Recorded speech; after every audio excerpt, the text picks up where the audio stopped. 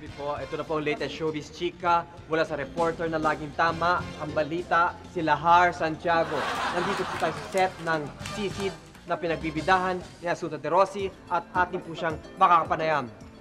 Excuse me, Asunta.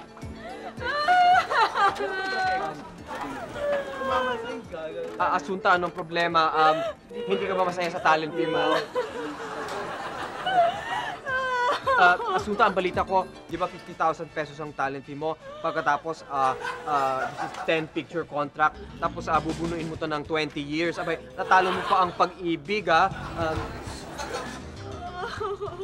Papatayin ko siya.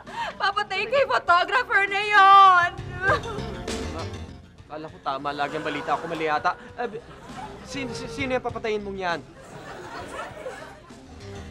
Kasi kahapon may pumunta, pipictorial daw. Tapos nasa dressing room ako, nag-aanda ako. Siyempre, bigla na lang siyang pumasok, pinagkukunan niya ako ng picture.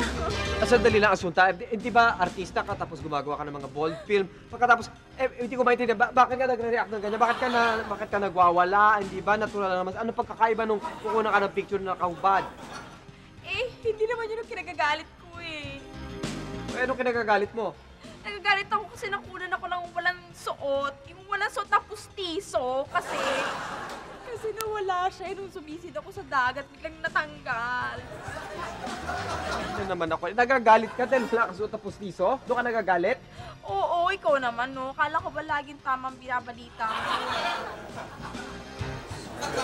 Pinapahiya mo kasi ako eh. Well, mga kaibigan, yun lang po ang chika dito sa set ng Sisid. Yun lang po. Teka lang. Ikaw naman, mali ka na naman eh. Pinalito na yung title eh. Hindi na Sisid. Ano na ang title? Ang title niya ay Sisig. Kasi, ang role ko dito, babae na lumalangoy, tapos humuhuli ng mga pusit, ng mga isda, at mga hipon, tapos ginagawang seafood sisig. Kaya, yun, yung title niya.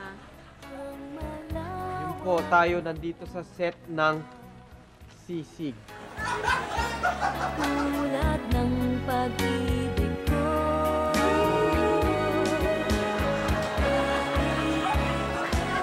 sisig mo, mahal, sisirin mo ang mga